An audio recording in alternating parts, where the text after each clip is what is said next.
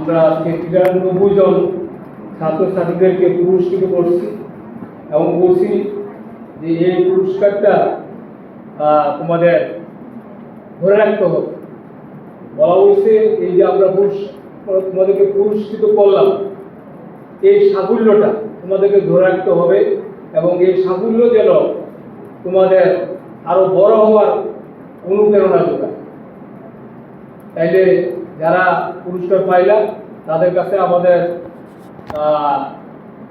নির্দেশনা থাকবে যে তোমরা আরো ভালো করতে হবে।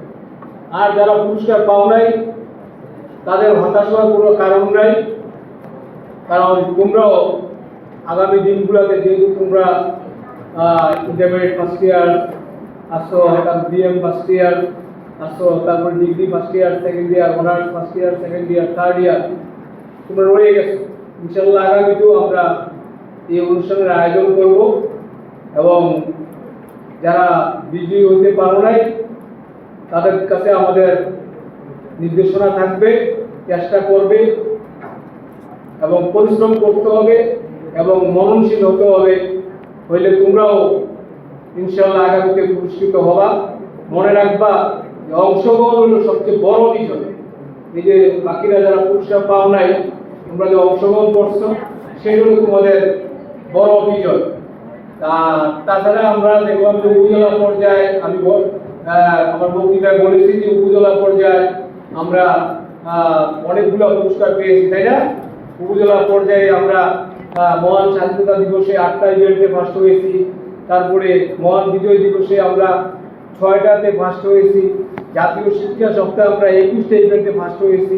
তাছাড়া জাতীয় শিক্ষা সপ্তাহে 2026 আমাদের কলেজ শ্রেষ্ঠ শিক্ষা প্রতিষ্ঠান এবং এই কলেজের প্রতিষ্ঠান প্রধান, শ্রেষ্ঠ প্রতিষ্ঠান প্রধান, তাছাড়া এই কলেজের শ্রেষ্ঠ স্থায়ী শিক্ষক হিসেবে নির্বাচিত হয়েছেন জনাব শাহিমা সুলতানা সহকারী অধ্যাপক, রাষ্ট্রবিজ্ঞান বিভাগ। শ্রেষ্ঠ প্রতিষ্ঠান রোভার স্কাউট এই কলেজ থেকে নির্বাচিত হয়েছে। শ্রেষ্ঠ রোভার শিক্ষক মোহাম্মদ জামাল হোসেন নির্বাচিত হয়েছে। শ্রেষ্ঠ রোভার ছাত্র এই কলেজ থেকে নির্বাচিত হয়েছে এবং শ্রেষ্ঠ শিক্ষার্থীও চাঁদিনা রেজন আহমেদ কলেজ থেকে নির্বাচিত হয়েছে। এই যে অর্জন, এটা হলো আমাদের শিক্ষকদের প্রচেষ্টা। আমি আশা রাখি আগামী দিনগুলোতেও আমাদের শিক্ষকরা যাতে এই ধারা অব্যাহত থাকে, আপনারা প্রাণ চেষ্টা করে যাবেন। পরিশেষে আমাদের শিক্ষার্থীদের শুধু তোমরা সার্টিফিকেট অর্জন করলেই হবে না, তোমাদেরকে সার্টিফিকেটের পাশাপাশি মানুষ হতে হবে এবং বিভিন্ন বিষয়ে দক্ষ পারদর্শী হতে হবে এবং প্রাতিষ্ঠানিক শিক্ষা নয়, একজন আদর্শ ও তোমার মানবিক গুণ সম্পন্ন মানুষ হিসেবে গড়ে উঠতে এবং দেশের কর্ণধার তোমাদেরকে হতে হবে। আমি আশা রাখি চাঁদিনা রেজন আহমেদ কলেজের ছাত্ররা বিগত দিনে বিভিন্ন জায়গায়, এই কলেজের ছাত্ররা আজকে ঢাকা, চট্টগ্রাম বিভিন্ন ক্লাবে খেলাধুলা করতেছে, তারপরে তোমার ক্রিকেটে এই কলেজের ছাত্ররা খেলাধুলা করতেছে। তাছাড়া এই কলেজের ছাত্ররা আজকে প্রশাসনিকভাবে বিভিন্ন জায়গায় চাকরি করতেছে, তারা সরকারি বেসরকারি বিভিন্ন পর্যায়ে চাকরি করতেছে। তোমরাও সেটা ধরে রাখতে হবে।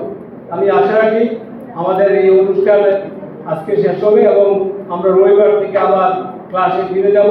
তোমরা আমাদের আজকের এই অনুষ্ঠানটা সুন্দরভাবে উপলব্ধি করার জন্য এবং আমাদেরকে সময় দেওয়ার জন্য এবং আয়োজক কমিটি তারা অনেক পরিশ্রম করছে, তাদেরকে ধন্যবাদ জানিয়ে আমি আমার বক্তব্য শেষ করলাম।